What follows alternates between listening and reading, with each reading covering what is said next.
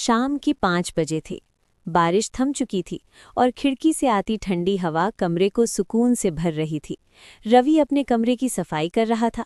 परीक्षा खत्म होने के बाद माँ ने साफ कह दिया था, आज कमरा बिल्कुल साफ होना चाहिए।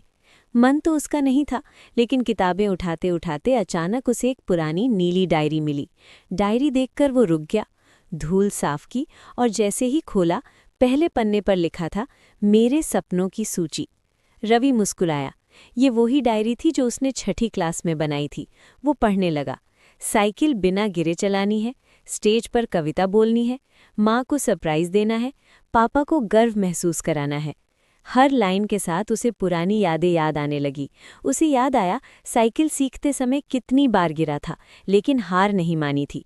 स्टेज पर जाते वक्त कितना डर लगा था, लेकिन तालियां सुनकर सब डर गायब हो गया था। पन्ने पलटते पलटते वो एक लाइन पर रुक गया, जब डर लगे तब भी कोशिश करनी है। रवि कुछ देर चुप बैठा रहा। उसे एहसास हुआ कि पिछले 1 साल से वो नई चीज़ों से बच रहा था। उसे हार का डर लगने लगा था। कमरे में घड़ी की टिक टिक चल रही थी और उसके दिमाग में कई बातें घूम रही थीं। डायरी का आखिरी पन्ना खाली था।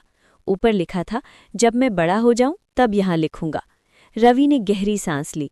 उसने सोचा, शायद बड़ा होने का मतलब डर खत्म होना नहीं, बल्कि डर के साथ आगे बढ़ना है।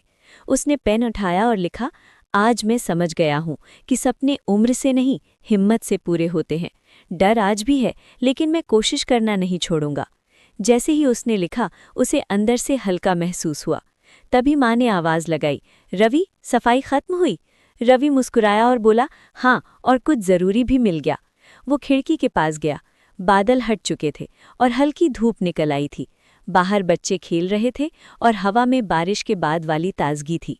रवि ने मन ही मन तय किया, वो फिर से नई चीज़ें ट्राई करेगा। छोटे छोटे कदम से ही सही, लेकिन रुकेगा नहीं।